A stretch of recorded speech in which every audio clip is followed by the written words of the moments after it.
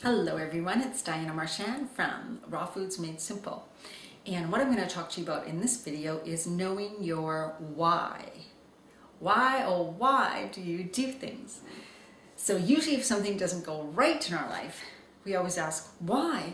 Why did we do that? How could we have done that? Why?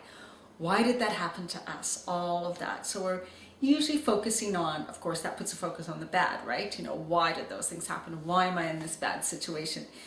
But when things go good in our life, we don't often ask why, we actually accept them. So that's something to think about.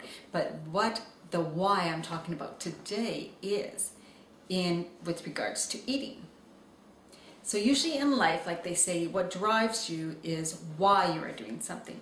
If you have a passion or a purpose in life, that's your why, and that's going to drive you forward and help you to succeed. But people don't often bring that into or consider that when they're talking about their health or their eating habits.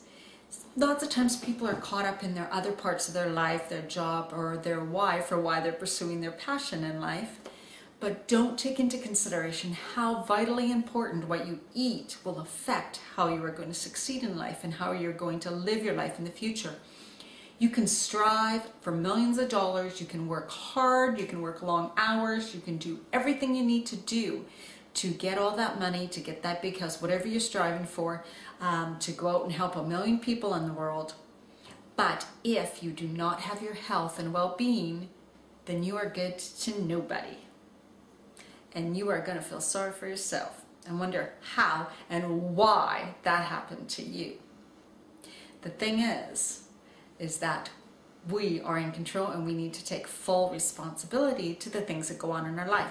And lots of people, yes, think that way with career and job and on and relationships. But do they really think that and believe that when it comes to their health? Usually people consider their health or how they should live their life when they get sick or something bad happens or they have a disease, and so they're sent to the doctor, and then they start to search for, what am I going to do now? That is a little bit too late. We need to focus on health. We need to focus on what we are eating. Why? Why do you need to do this? Is because how do you want to live the rest of your life? What is your why? Why? Because I want to stay independent. I am such a person who values freedom and independence that for me, health is such a huge part of it. I know that if I do not have my health, I will not have freedom and I will not have independence. It doesn't matter how wealthy I am, how much money I have, if I'm in a fantastic relationship. If I don't have my health, I have nothing really. I may have a slow death, which is something I don't want to have. I'd rather die skydiving, to tell you the truth. So I want you to think about your why. If you are a person who struggles with eating healthy or just grabs things on the go or uses an excuse like, I'm too busy with my life, my work, making money, whatever, to eat healthy, then you need to rethink what you just said, because you do not realize how important that is. I know absolutely that we need money to buy the foods, so I'm not saying that, but I really want you to find your why. Find your why about eating healthy and staying on track.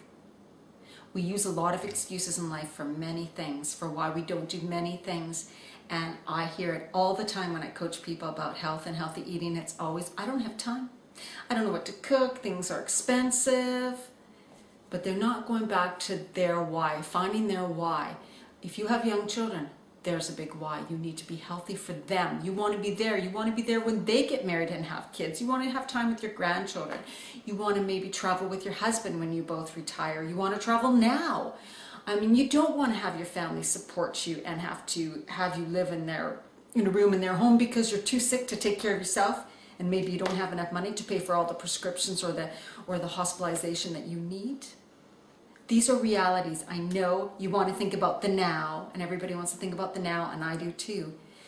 But sincerely, you have to think also about the things you do now, how they're going to affect you in the future. And healthy eating and taking care of yourself, to me, is the number one thing that contributes to how your life is going to be as you age. I'm 49, so to me, of course, that's very important. I feel great now. I am in good shape and everything. I want to stay that way. And I know people that are 70 and 80 years old, can travel the world, are completely with it in their mind and in their brain and in their health, and they're having such a good time and they're truly living their life. That's the way I want to be. So I want you to take some time and find your why and really think, how do you want to age in the future? What do you want your life to look like? Do you value freedom? Do you value your independence?